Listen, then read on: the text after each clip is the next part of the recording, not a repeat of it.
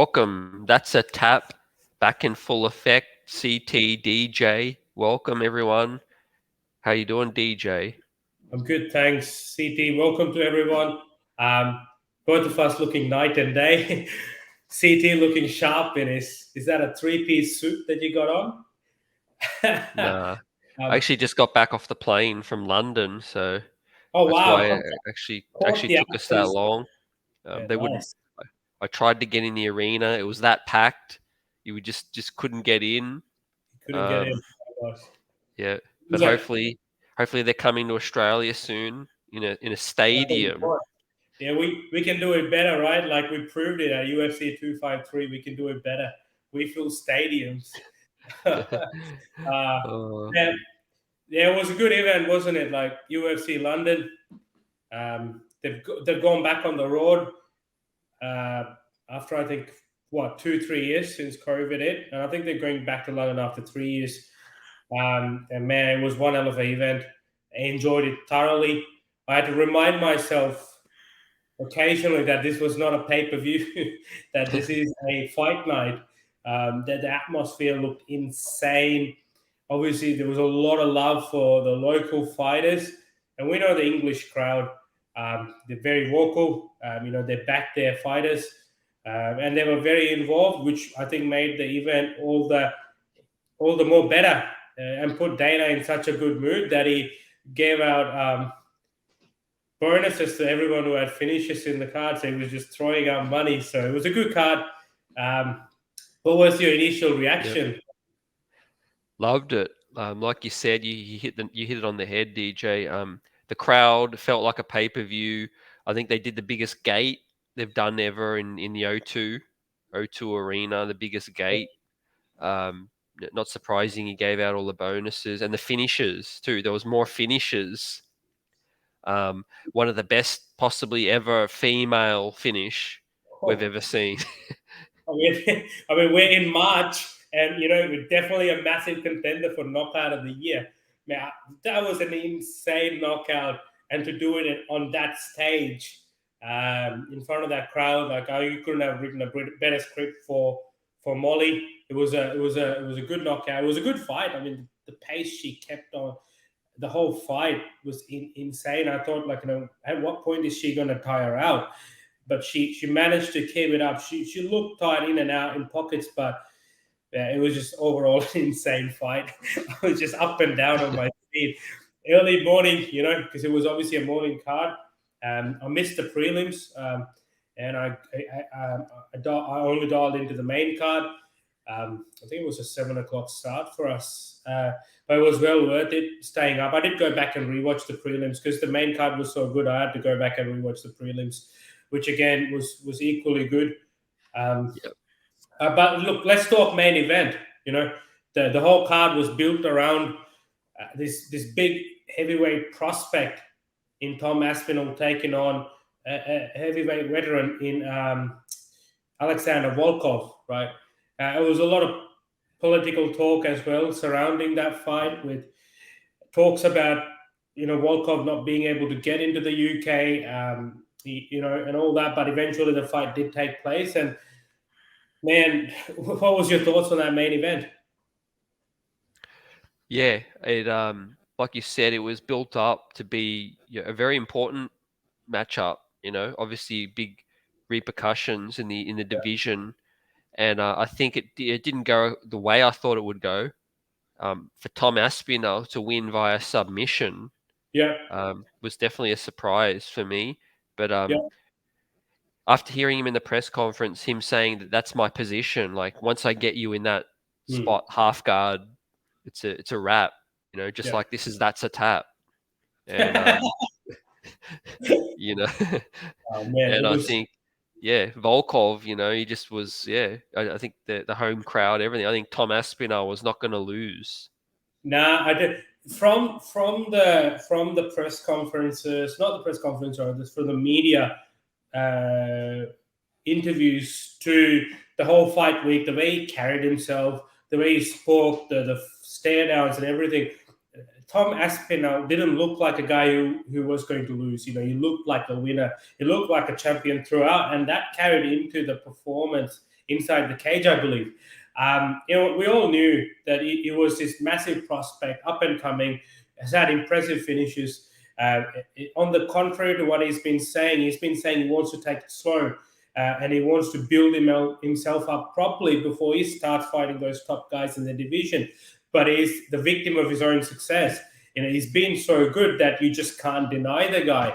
And for me, what was really good to see in this fight, I'll be honest, I expected a little bit more from Volkov. I don't know how much of that the home crowd pressure that was against Volkov played a part as well. He looked a bit off. He looked a bit slow to get going. I felt he was second guessing himself. But for me, the standout was Aspinall's performance in that whole first round, because it only lasted one round. It was a total domination, total shutdown in every area. We know Volkov is a kickboxer, plenty of kickboxing experience. I was expecting, him to be a little bit more aggressive with the strikes. Volkov's a known kicker. It wasn't as aggressive as I expected, but for me, what was impressive to see, and we've seen this before, but it's just good to keep seeing this happen, is the speed of strikes and sort of the speed and movement of Tom Aspinall, being that massive guy. I think he weighed in at 253 pounds, and then to come in and move the way he moved, and his strikes were precise, sharp. He was getting the better of the striking exchanges against Volkov, and then obviously it was a very strong takedown, and then he was controlling him well on the ground, a lot of heavy ground and pound against the cage, and then he lets him stand up. They break, they come back to the middle, and then, man, some of the best head work I've seen. Steps back, misses a punch, then slips a punch, goes for the takedown, double leg, perfect entry, goes down and goes for the armbar straight away. His awareness on the ground, his awareness and fight IQ was very impressive, right? And then, grabs it and finishes the fight in a straight armbar. And it was really good. It was, if there ever was a statement to be made, he made that statement in front of so much pressure, in front of his own crowd. That's a dream performance to have, and he's calm and collected even after the fight. And obviously calls out Bam Bam. So what did you think of the call out, CT? Oh, had me juiced. I was like, man. The funny thing is, I wasn't really, as much as it makes sense, I really wasn't thinking the matchup. I wasn't thinking. Now it's a no-brainer. It's like two dudes really, really on the rise of being the next star in the division. Yeah. Why not? I know the UFC doesn't really like to do this, but why not just add more spice to the division and match these guys up against each other? And of course, there's no guarantee they will, but the UFC is probably going to look at it heavily. Due to the inactivity of Francis Ngannou. They're going to need some other dudes to carry the division for 12 months to make it interesting. Yeah, correct. How about you? I agree. I think with the lay of the land at the moment with the heavyweight division, with Francis Ngannou out, he's out for 9 months due to the surgery, but then you've got to count in the clearance, recovery time, and then getting back into training. We're looking at a good 12 to 15 months where the champ is not going to be active. I think the UFC is making it clear more and more as time goes that they have every intention to sign Ngannou back, and I think they will figure out a deal. So which means they will create that interim title, which I know there was talks about Tuivasa and Stipe, but that wasn't locked in, that wasn't announced. But with an interim title in play, you've got to say, with Gane having just lost to the champion, they probably will try and make that John Jones and Stipe for the interim belt, which will be a great fight in itself, which again obviously leaves Tuivasa available. It'll be a fan-friendly fight. Two guys the crowd love, right? I think on a skill-for-skill basis, probably Aspinall's a bit ahead. But having said that, you can never count Bam Bam out. He's always in fun fights, and he comes to fight. And in the fight game, especially in the heavyweight division, all it takes is one shot to have your lights put out. And we saw that. We never thought we'll ever see Derek Lewis get knocked out, and we saw that happen, right? And I think Aspinall was calling for the fight to happen in the UK. I know it'll be a mad event to have in the UK. But we've seen what Bam Bam does when he goes into enemy territory. We went to Houston and knocked out the Black Beast. So don't be surprised if he recreates that there. So you never know. But I'll be honest though, I guess because Thai is in that top five. But I was a bit surprised, given Cyril Gahn was in the crowd as well, that Aspinall didn't call Gahn out, because Gahn's just lost to the champ. He's got that, I think, number one or number two spot, and we're talking based off the fact that John Jones is still not in that picture. I think it would have been, if he were to beat someone like a Cyril Gahn, it guarantees and solidifies his claim for that title shot. But also you got to think as well, Gahn is another fighter who's been considered one of those new generation heavyweights who moves like a middleweight, similar to Tom Aspinall. So maybe the UFC don't want either of those guys to lose any stock or steam. Maybe that's a matchup they'll look at, later down the track. And look, in all honesty, it does give Aspinall the quickest, I guess, comparatively the easier path towards claiming a title shot, right? But it'll be so weird in terms of timing, because how does it work? If Ngannou doesn't return on time, will they defend the interim title? Does that even make sense? So there's a lot of questions there. But the heavyweight division's got a lot more interesting than what it used to be. Same time 2 years ago, I think people like Bam Bam, Aspinall, and Gahn, they've injected some new blood. I think we thought Rosenstrike will be one of those guys, but unfortunately he's dropped off that bandwagon. But maybe he'll pick a couple of wins up and he'll come back up. You never know. Having said that, what did you think of the core main event? Hey, co-main. Dan Hooker and Arnold Allen. Yeah, another instance, DJ, where the hometown favorite rode the train, I think. Obviously, this is we need to talk about this being at 145. So I think we talked off air about our thoughts about Dan Hooker. Yeah. And he's a warrior. He takes fights quickly in a short turnaround. Yeah. Now he's dropping divisions. I feel like I know he hasn't had much recent success at 155, but I'd like to see him stay there. But Arnold Allen is a dude on the rise again. Yeah. He's a force now at 145. Yeah, true. I mean, he was riding I think he's riding a 9-fight win streak now. I'll be honest, I hadn't seen much of Arnold Allen. I've seen some of his fights, but obviously, when you think of someone like a Dan Hooker, comparatively a less known figure, I was interested to see how this fight played out, especially because Hooker was going back down to 145. He's been in this division previously and didn't have too much of success, but then he stayed at the inconsistent weight cuts in the past. But this time, he did a test weight cut, and then he said he had that under control.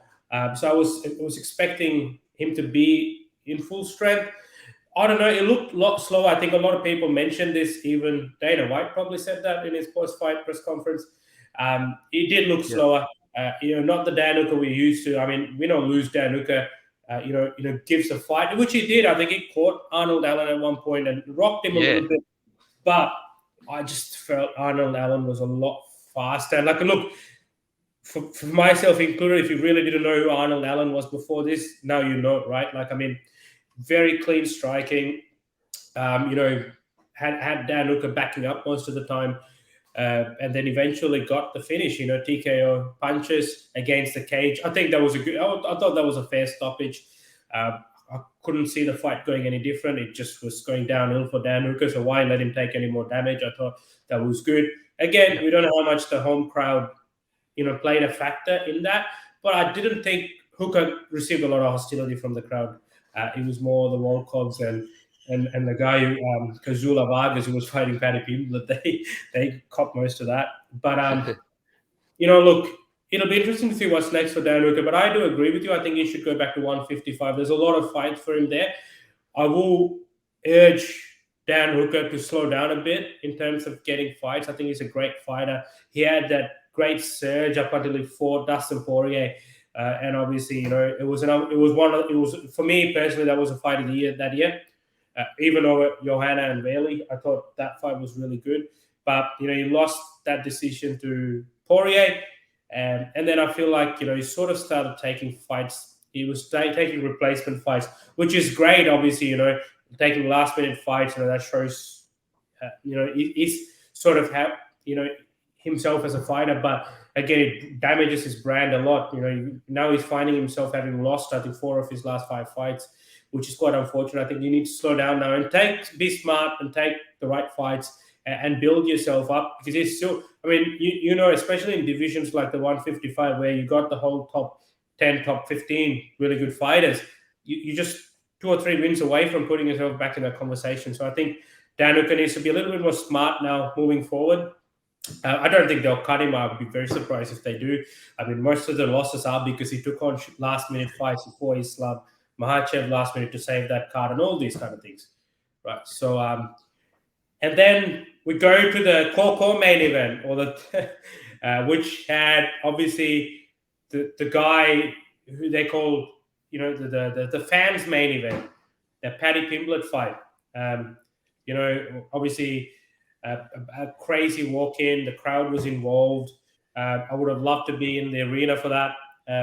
Hearing the sound and the atmosphere was insane. And he was fighting Kasula Vargas, who was a decent fighter. And it's only Paddy Pimblett's second fight in the UFC. So to see the reception that he's getting, I know it's his own ground, but I think even Dana White was saying, in terms of viewership, his content was receiving more viewership than the other fighters. So he's definitely popular. He's becoming that global name. But look, in terms of the fight, what do you think of the fight? Yeah, like you said, I think it was just a cakewalk for him. I think given the momentum he's riding, and I understand they, like the UFC, what they're doing is they're building these guys up win after win. They're going to let Paddy get to 5 unbeaten, and then then he'll push for title contention or something. But do you feel? I want to ask you a question. Do you feel like this talk about, like you hit on his success about viewership and stuff? Do you feel like he's on track because they're comparing him to one Irishman and his sudden rise? Do you see any correlation? If Paddy continues this, let's say he wins 3 more. Look, we haven't seen much of him to make that comparison, to be honest, right? Like I feel they're completely different. Like they're both, like, obviously trash talking is one thing that they talk a lot. And then we've only seen 2 fights, but obviously Paddy's won both his fights. But when you look at Conor McGregor, his rise to stardom was happening as he was fighting, and McGregor was someone who was fighting a lot more frequently. Obviously, at the time, the UFC was a different beast. And McGregor, what he was doing was he was putting people out in style, but he was bringing his iconic trash talk, and then backing it up with extremely good performances. So when McGregor hit that stardom, which was towards the Chad Mendes fight, he was also a really good established fighter. He was technically a contender. He was actually going to fight for the title against Aldo. So I don't think Paddy Pimblett's in the same league yet. Right, we'll have to see him fight a little bit more in terms of top contenders, right? I think, look, people also tend to forget because of all the brash talk and also all the focus that we have on Paddy Pimblett, that he is bread and butter is grappling, is ground game. That's where he's most comfortable. He's not a natural striker. He does strike. His first one was a knockout. Or a TKO, I should say. But this one was a submission, right? I thought Vargas came out swinging and actually caught him at the end of one of the punches, which dropped Paddy momentarily, and where Paddy then went for the legs. And then the action ended up dragging to the cage, and then Paddy came back up. And then sort of we saw the grappling. There was a beautiful judo throw, gets him back, gets Vargas on his back, and then he does his thing. Right, and then he gets to choke, and I think he got a rear naked choke. Right, a first round again, finish, home crowd, fan favorite. To do that, it was crazy, and and he did his thing. So he's definitely on the right track. I think again, UFC are very good at building fighters that they think are marketable. We see that with the likes of Sean O'Malley. We will see that, I would say, with Paddy Pimblett as well. Another fight on the main card was the Ilya Topuria fight. That was a fucking insane fight as well. And then obviously I know he called out. They had some back and forth. They had a bit of an altercation in the hotel lobby. Paddy and Ilya. I don't know how much UFC will try, because they're both up and coming fighters. They both are quite good. I don't know if they'll put them together straight away. But look, it's looking good for Paddy. He's on the right path to get there. Like Dana said, keep winning. That's it. Keep the talk and everything is good. But I think he enjoys fighting, even in his walkout, how loose he is and how much he enjoys. You can see he enjoys this, right? So he enjoys fighting. He enjoys being in that cage. So, as long as you're enjoying it and you continue to do that, I think, and as long as you continue to win, he's on the right path, and maybe one day he'll catch up with McGregor. But at the moment, comparisons to McGregor probably are not warranted. And that's my humble, casual opinion. There may be a lot of people who disagree with me, and I'm fine with that. I'm happy to take that on. That's fine. Well, that's my opinion. Yep. And then, yeah, like you said about UFC being smart, building things up. They're looking at the future, right? And Paddy, all this is strategic. yeah. Dana giving out 9 bonuses, to just, it's not just giving out 9 bonuses. It's about making this event, like try to build it. Yeah, like you said, build it for the future and build everyone on the card. Yep. Yeah, and there was a lot of eyes on this card too. Even in the stadium, we had a lot of celebrities in there. We had Wayne Rooney in there. We had Anthony Joshua, Eddie Hearn, all these boxing personalities, Derek Sora. So, a lot of people are exposures, and through their social media, their fans will get to see these as well. Anthony Joshua could put a story up saying, "Oh, insane atmosphere at the O2 at the UFC." And his fans, who may not be UFC fans, might look at it, okay, look, let me give that a shot. So, a lot of eyeballs on this event, no doubt. And look, but just to quickly touch on sort of contendership in that division, let's not forget Paddy Pimblett's in the 155-pound division. And that's a killer division to be in, right? So you're talking about the same division where you got the likes of Dustin Poirier, Islam Makhachev, Michael Chandler, Justin Gaethje, right? Charles Oliveira, right? So even 5 fights down the track, I don't know if he will be as ready. In the striking department, he did look a bit sloppy, right? It could be partly because of how he fights. His fighting style is brash, just like how he's outspoken. His fighting style is the same. So I just don't know, when it comes to people, the top end of the division, you can't afford to be that sloppy. Not just the top end, even when you look at the lower end of the lightweight division, it's still, you got the top 10 is filled with killers. So getting in there itself, it's insane. So yeah, look, but overall, good win for Paddy. Definitely boosts his stock, right? And then we had another fight that sort of flew under the radar, because obviously with all these crazy finishes and all these names, we had Gunnar Nelson take on, let me say his name, Takashi Sato. It was expected to be like a karate fight, but then it ended up going into a decision. Look, it was just a standard. I think Gunnar Nelson, won that fight easy. There was no controversy there. I think it was 30-26 across the board, unanimous decision. It's a good win for him, but obviously, again, welterweight division, another division of killers. I don't know how much it sort of pushes him and what his next plans are. I don't know. He used to be sort of one of these dark horses in the division, Gunnar Nelson, and everyone thought, he'll be where Leon Edwards is right now, right? But not to be. He was obviously plagued with injuries as well. So let's say we wish him all the best. You never know. Like I said, these divisions, 1 or 2 wins away.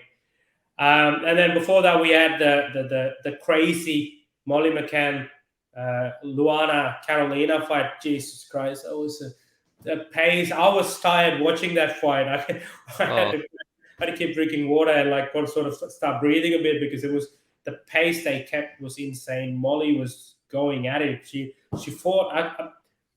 I think the crowd played a factor, because most of the crowd, let's be honest, were there for Molly and Paddy, and obviously Tom. So she sort of felt that, drew that energy from the crowd, and you saw that first round, that energy dump, the adrenaline dump.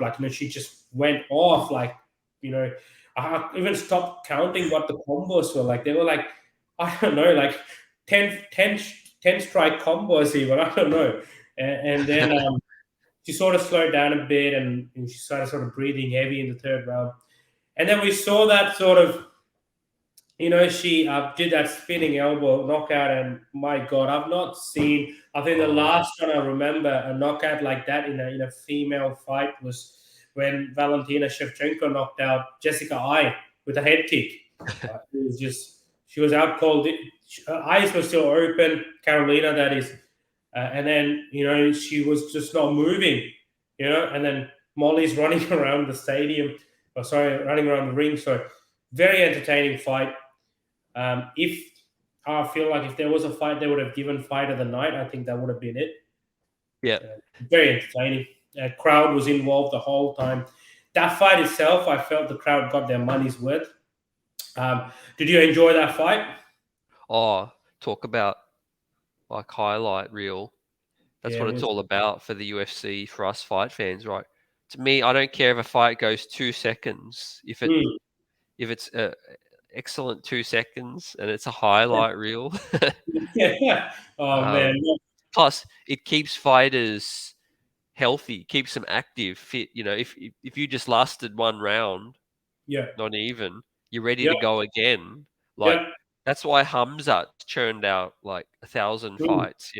He just yeah. finishes them off, and he's ready for another. He's like, I want to see one day. We're going to see a fighter book it. We're going to see a fighter fight twice on the On the same same day. card.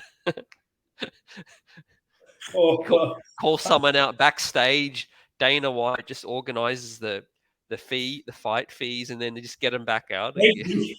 Nate Diaz, because he just doesn't get tired. He'll keep fighting for 10, 15 rounds. You'll have the whole main card, 5 people fighting against Nate Diaz, and he just stays in the cage and he just keeps fighting for 25 rounds. Yeah, Oh my God. No, I agree. Like, we're starting to see this new breed of fighters. and But yeah, look, wanted to I touch agree. on.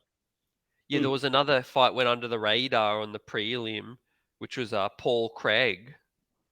Um, Yeah, he's called out Anthony Lionheart, and now he's saying yeah. Lionheart's not as hungry as me. I think Lionheart came out today and said, "Look, I don't care if it's Paul Craig or Ankalaev. Book it in. I'm down to fight either." Man, that Paul Craig fight. Paul Craig went in and did what he does best in every fight. Gets beat up for the whole fight and then gets the finish at the end. That's what he does. He was getting lit up by Nikita Krylov the whole fight. How did he not get knocked out? There was this one point where I thought like he was landing some heavy ground punches, and Paul Craig looked out. He looked like he was in Disneyland. He was like dazed on the ground, and then and then he just goes for the triangle. I think it was it was a triangle choke. Yeah, he goes in for the triangle choke and he chokes Yeah, him out. I'm like, my God. And it was funny because the commentators, about like a minute before that happened, were saying, look, Craig needs to do something because he can't always expect to get beat up and then get a finish at the end. And 1 minute later, he does the same thing. I mean, maybe you just let Paul Craig do what Paul Craig does. Imagine if he keeps doing it and then he goes into a championship fight and fights for the belt and does the same thing. You just never know. Like, but look, entertaining fight though. Like Dana said, Paul Craig's always in entertaining fights, so it was good. But look, I that'll want be a to good talk matchup. about the Topuria fight with Jai Herbert. The first round, Ilya definitely lost. He got caught with a really good, nice leg kick straight onto, I think, the chin. Got him dazed. I thought like maybe if Jai had connected one strong punch, that would have been like a finish there. But Ilya had good mindfulness of what was going on, and he quickly went for the legs and started grappling. Uh, Sort of gave him time to recover. It was a back and forth round after that, but that knockdown obviously gave Jai Herbert the round. And then Ilya comes out the second round, completely flips the script, and my God, did you see that knockout? It was man, I was worried for Jai Herbert. I thought maybe I don't know, like maybe something bad happened because it was just a beautiful body shot and bam, right to his chin, and like he was out cold. He was completely out cold. Um, great, great dominant performance in the second round. I think to come back and do that was great. I think that Dana made it sound a little bit more like it looked very one-sided. I didn't think it was one-sided. It was just, yes, Jai Herbert won the first round, and then, Tapuria came and got the second one. He called out Paddy Pimblett. Again, like I said, I don't know if they'll make that fight. They wouldn't risk, especially Paddy Pimblett, losing. Look, based off what I've seen, I feel like maybe Ilya Tapuria holds a slight edge, right? Because Ilya is also a strong wrestler as well. So, Yeah. What do you Ilya, just on Pimblett when you brought him up again? Like, what are your thoughts on him not calling out?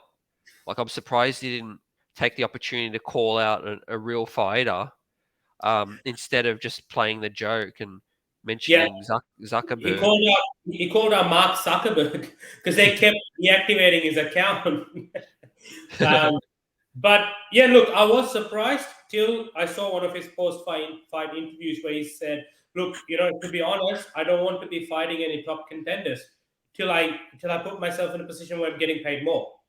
So that sort of gave me a little bit of insight into what he's thinking. So Yeah, maybe that's okay. the reason why he didn't call out, because it doesn't really make sense to call out an unranked guy, right? So Yeah. that causes more damage than not calling out at all. So I think he was a bit smart. I think it was all well thought out. So he didn't call anyone out because he doesn't want to fight anyone in the top 10. And like he's going to sit back and wait for the UFC to offer an opponent. And he's come out and said, "Look, I don't want to fight any top guys he's not saying pay me more. He's just saying, let me put myself in a position where I'm getting paid more, and then I can start taking on better competition." Right? Look, maybe it was a smart move in not calling anyone out. But Yeah. look, we'll have to wait and see. And we also will have to wait and see how soon they will turn him around, right? For guys like this, like you said, Hamzat Chimaev, look at the success he's having. It's the quick turnarounds, and you gotta start getting these guys in as often as possible to get their brand built up and get them more familiar with the fan base. Right? Like the UK knows him well, but how many others know him, right? You know what I mean? Like they want to see his fighting style, get exposed to that a bit more. Yeah. So I'd say let's turn him around quick, to the UFC, and let's get him in with another good opponent. Doesn't have to be top 10, but this is a lightweight division. You look anywhere in that top 15, and you'll find someone good that you can match him up with. And Yeah, let's go. maybe the sugar show or something. Oh, That'd it's be nice. like 2 weight classes below. Yeah. No. But Because not Paddy doesn't really look lightweight to me. He looks, I know, because he's really short, but he looks like he could be a 145 in his career easy. Paddy Pimblett. Yeah. Yeah, I think it's the weight cut. Obviously, he's made no secret he loves to eat. So Yeah. he does get quite big in between fights, and so to get the weight cut, I think 155 probably works for. I mean, look, if it's working for the guy, and if he's fought in that weight class his entire career, you might as well stick to it. Because the thing is, like you're probably better off staying in a weight class that you're used to than to change it purely based off competition, right? Because you Yeah. just probably end up compromising something else somewhere that could cost you a little bit more. But Just yeah, look, while we're talking about sort of the fight night, hitting the road for the first time, there was news. Obviously, they interviewed Dana and asked him about the likeliness of traveling on the road a lot more for fight nights, and this has opened the door, for super fight night events. And I think Australia is one place where you could legitimately put together a good fight night like this. yeah, Would you agree? exactly. Yeah, if they don't want to come here for a pay per view, let's come here for a fight night. You know what I mean? Like I know they've done fight nights in New Zealand, the Dan Hooker, Paul Felder one, but let's do one here. No, we definitely got the talent. Maybe they should have made Marvin Vittori, Robert Whittaker headline a fight night here. You know what I mean? That's a good card to build around, and you'll get the same amount of people coming in because we're Yeah. starved for action. You know what I mean? Yeah. And, Gate wise, you'd still get the gate. yeah, You you know. still get the game. So Um, yeah, look, yeah. but I think if they are coming down towards this end, I'll be very surprised if that card doesn't involve the likes of say Israel Adesanya, and Alexander Volkanovski, and they're champions, right? I mean, if it makes sense. If you got champions in this region, why not, leverage that, right? So I'm more inclined to believe if they are coming all the way here, they'll probably look at pay-per-views, right? Yeah. And now that looks like, obviously Volkanovski is fighting in April, and then Adesanya is fighting in July, if I'm correct. So maybe we're looking at an October pay-per-view event in Melbourne. Come down to Melbourne. Etihad Stadium. What is it now? Marvel Stadium. So Marvel Stadium, right? Let's fill it out, and then we can have a good card. Could you imagine that? Like Adesanya against whoever's the next contender, and then Volkanovski and Max Holloway. Three, sign me up, and then Dan Hooker will probably be ready for that, and then he would have had the time he needs. Maybe Whittaker could do a quick turnaround, Whittaker could be in that card for a 3-round fight, with another contender. We haven't seen the Paulo Costa fight, Yep. But maybe he finishes Marvin Vittori. Just a bit of bias take there, but yeah, he finishes Marvin Vittori, and then he fights another guy. They definitely got the talent, and you definitely got the fan base to do an event here, and I just hope they do it. Yeah, and I think we had a quick chance to recap the Thiago Santos. Yeah, look, look, all the more reason why we're doing this now, and we'll continue to do this with fight nights as well, because these fight nights are getting better and better. The Thiago Santos Magomed Ankalaev card was also a card filled with some great fights. Obviously, just to quickly touch on the main event, obviously Ankalaev goes out and solidifies himself across 5 rounds as a dominant contender.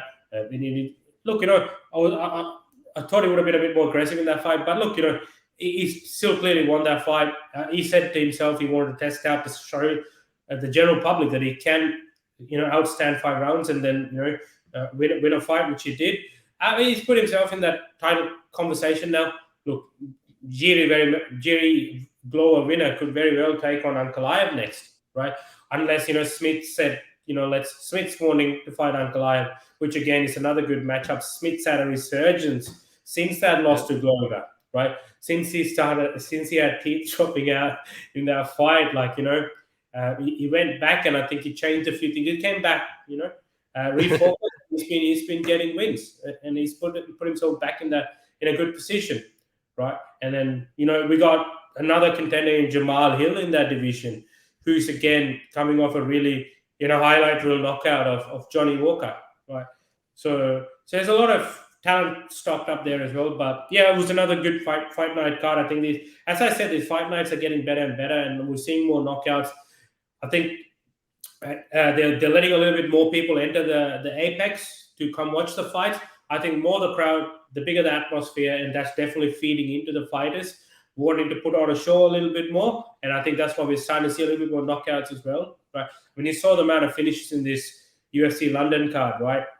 I mean, it comes down to that energy that you draw from the crowd as well. So, and just for the purists, because I know, a lot of our viewers are MMA purists, remember way back in the pandemic, we come full circle where the Apex, right? It was smaller cages, smaller octagon. Yeah. There was a lot of talk. We were getting more finishes. Well, Yeah. we're back to full size octagon, and we're getting just as many finishes. Yeah. Do you think it's just dudes coming out with more urgency now, just wanting to make a name and just get to it?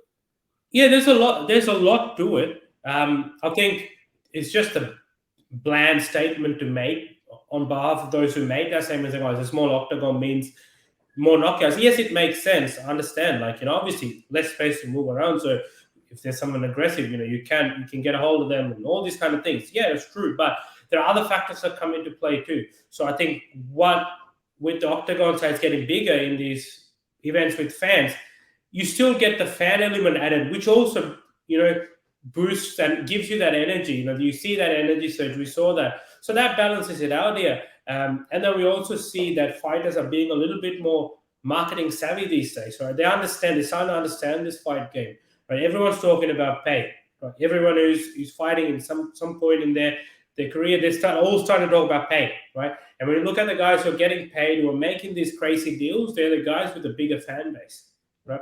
So now all the fighters are starting to understand that, and that's why you see a little bit more urgency as well. They're thinking the thought process now has become like the more I finish or the more fan friendly fights I'm part of, the more people will want to watch my fights, in which in turn then makes me want get paid more, right?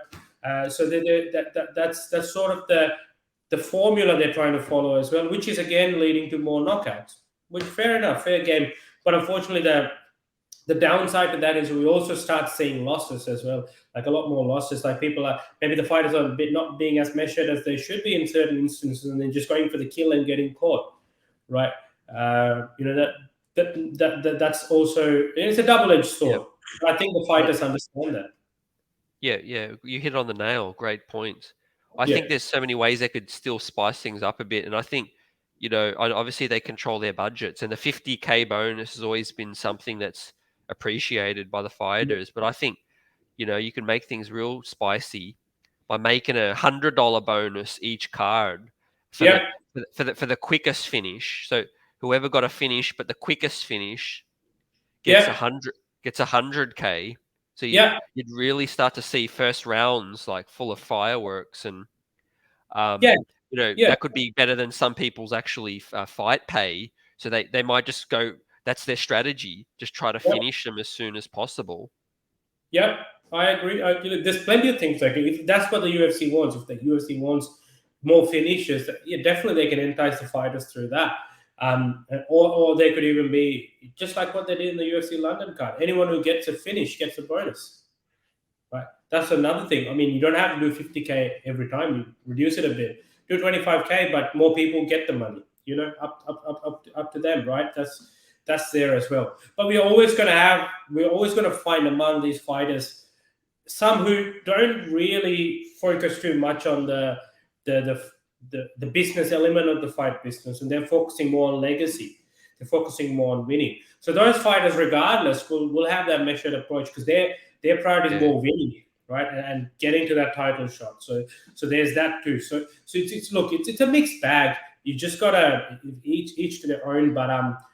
But look, we're getting to your point. We're getting as many finishes in big octagons as much as in the small octagon. So the octagon size alone doesn't dictate getting a finish. Right, that's it. So yeah, yeah, yep, absolutely. Like, remember when we first started out, episode 1 to start the year? Here we are, heading towards the quarter mark of the yeah, year. There's obviously a big boxing fight. We'll bring you a show about that with yeah, Tyson Fury coming yeah, up. Another UK. It's going to be a yeah, stadium blockbuster. yeah. Wembley. I mean, talking about that's the creme de la creme of an outdoor Yeah, stadium fight. man, the Brits, they like their combat sports. You get good fighters, and you also get in either boxing or MMA, you see like a lot of talent. You know, not just in the UFC, but think of the fighters who didn't fight in this card. Think of Leon Edwards, who didn't fight. Darren Till didn't fight, Oh, right? They're more UK talent. You look outside the UFC, you got MVP from Bellator, Michael Venom Page, right? And then you look at boxing, two of the top. You could argue three of the top guys. You yeah, got Tyson Fury, Anthony Joshua, Dillian White. All these guys are coming from that uh, from UK, right? So they're breeding a lot of talent there. So yeah, it's a good place. So I think the mixed martial arts or combat sports in general has come a long way in the UK, and I think Australia is on track too, right? We got our own boxing champion here, right? And then we got UFC champions. Look at it, like yeah, I mean, I think we're definitely getting up there too. So yeah, look, I'm looking forward to the Tyson Fury fight as well. And let's do a breakdown. Let's do a breakdown soon on that. I think we'll bring you guys a breakdown on that, and give our take on the fight and what we can expect as well. yeah. Because I want to give my sort of boxing outlay ramifications of this fight. What other fight we would like to see matched up. Yeah, You've got so many dudes out there at the moment yeah, still, yeah, with Fury, yeah, Joshua, Wilder, possibly Ruiz. yeah, A lot of names I'm missing out on, but yeah, we definitely want to bring you more combat sports in general. UFC, like we said, they put on fights more often. There's always more to talk about, but yeah. Yeah. Like you hit it back on the doing an Aussie fight night. You know, we have Jimmy Crute down here as well. So you have Yeah. he's Well, ready to, you know, up and coming, and he's going through a knee surgery. But man, keep an eye out for yeah, Jimmy Crute, future champ for sure, right? Future champ, 100%. I think he's got the mindset, he's got the work ethic. Not just from Australia, but from our own backyard, Victoria. You know, yeah. um, And they in could France. like you said about the champs, you could have Bam Bam is big enough where he could you know main card a headline a fight night. Yeah, Bam hundred Bam, percent. you know. 100%. Bam Bam. How do we forget Bam Bam? My gosh. Yeah, we got Bam Bam here. So much talent, so much talent. It's come to a point where it's not just, Yeah, you rewind the clock a bit back, and then you see, you can only, I can recall, Whitaker. That's it. no, Whitaker, Megan Anderson, is she still with the she, promotion? it's not with the UFC, unfortunately. Yeah, but there are other fighters. There are other fighters. But hey, look, they can put on a card. So let's see. Hopefully, Yep. hopefully, No, yeah, that's been great. As always, you know, great show talking about the latest. Yeah, looking forward ahead to the next pay per view. Obviously, we'll be breaking down that yeah, as well. A big one that hits home. yes, Um, 100%. yep. So stay tuned, and yeah, for episode 7 on That's a Tap. And until we catch you next time, that's a wrap. Catch you later, guys. Yep. Peace. Peace.